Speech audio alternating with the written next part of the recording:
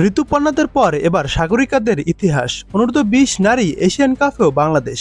দেখুন, ঋতুপর্ণাদের পর এবার ইতিহাস গড়লেন সাগরিকারাও।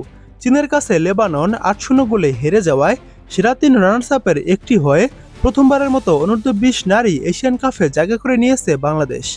দক্ষিণ কোরিয়ার কাছে আজ ৬-১ গোলে হারের পর এশিয়ান কাপের মূল পর্বে যাওয়ার অপেক্ষা বাড়ে বাংলাদেশের। তখন সমীকরণ দাঁড়ায়, ই গ্রুপে থাকা লেবাননকে চীন হারালেই বাংলাদেশ চলে যাবে মূল পর্বে। শেষ পর্যন্ত চীনের সামনে পাত্তাই পায়নি লেবানন বড় ব্যবধানে হারায় নিশ্চিত হয়ে যায়। ৮ রানার্স আপের ৫টি থাকছে বাংলাদেশের নিচে।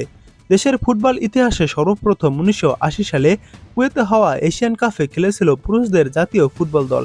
এরপর ২০০৫ সালে অনূর্ধ্ব-১৭ এশিয়ান কাপ খেলে বাংলাদেশের মেয়েরা। তারা আরও দুবার ২০১৭ ও ২০১৯ আসরেও খেলার যোগ্যতা অর্জন করে। সেই পথ ধরে গত জুলাইয়ে মিয়ানমারে ইতিহাস গড়ে জাতীয় নারী ফুটবল দল। এশিয়ান কাপ বাছাই উতরে প্রথমবারের মতো মূল পর্বে টিকিট কাটেন ঋতুপর্ণা তহুরারা। আর আজ দক্ষিণ কোরিয়ার সঙ্গে ড্র করলেই গ্রুপ সেরা হয়ে এশিয়ান কাপে নাম লেখাতে পারত বাংলাদেশ অনূর্ধ্ব-20 নারী ফুটবল দল। কিন্তু নিউলাস ন্যাশনাল স্টেডিয়ামে সেই উৎসবটা করতে পারেননি পিটার বাটলারের দল। প্রথমার্ধে ৩৩ রানের গোলে ১-১ সমতায় থাকার পর দ্বিতীয়ার্ধে গুনে গুনে ৫ গোল হজম করে বাংলাদেশ। আর তাতেই গ্রুপ সেরা হওয়ার আশা ঘুরে বালি পড়ে যায়। জয় দিয়েই এশিয়ান কাপ বাছাই শুরু করেছিল বাংলাদেশ। প্রথম ম্যাচে তারা স্বাগতিক লাওসকে হারায় ৩-১ গোলে। দ্বিতীয় ম্যাচে পূর্ব তিমুরকে ৮-০ গোলে উড়িয়ে দেয়। কিন্তু আজ দক্ষিণ কোরিয়ার সামনে দাঁড়াতেই পারেনি বাংলার মেয়েরা। টুর্নামেন্টে বাংলাদেশের হয়ে সর্বোচ্চ ৪ গোল করেছে তৃষ্ণা, যার মধ্য পূর্ব তিমুরের বিপক্ষে হ্যাট্রিকও পান তিনি। আর ৩ গোল আছে মোসাম্মদ সাগরিকার।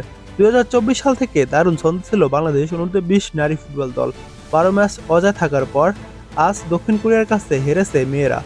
তার আগে ঘরের মাঠে টানা ৬ জয়ের ছাপ শিরোপা জিতেছে বাংলাদেশ দল।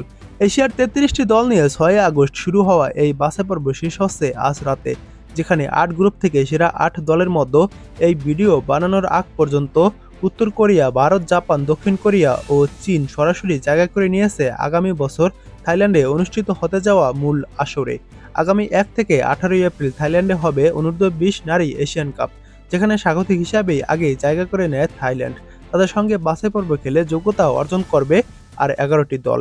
এই টুর্নামেন্টের সফল দল জাপান। তারা এখন পর্যন্ত ৬ বার এশিয়ান কাপ জিতেছে। বর্তমান চ্যাম্পিয়ন উত্তর কোরিয়া। এশিয়ান কাপে ভালো করলে মিলবে অনূর্ধ্ব-20 নারী বিশ্বকাপের টিকিটও। থাইল্যান্ডে অনুষ্ঠিত ১২ দলের এশিয়ান কাপের সেমিফাইনালে যাওয়া ৪ দল পাবে বিশ্বকাপ খেলার সুযোগ। একই বছরের সেপ্টেম্বরে পোল্যান্ডে হবে অনূর্ধ্ব-20 নারী বিশ্বকাপের ১২তম আসর। বিশ্বকাপের বর্তমান বিশ্ব চ্যাম্পিয়নও উত্তর কোরিয়া।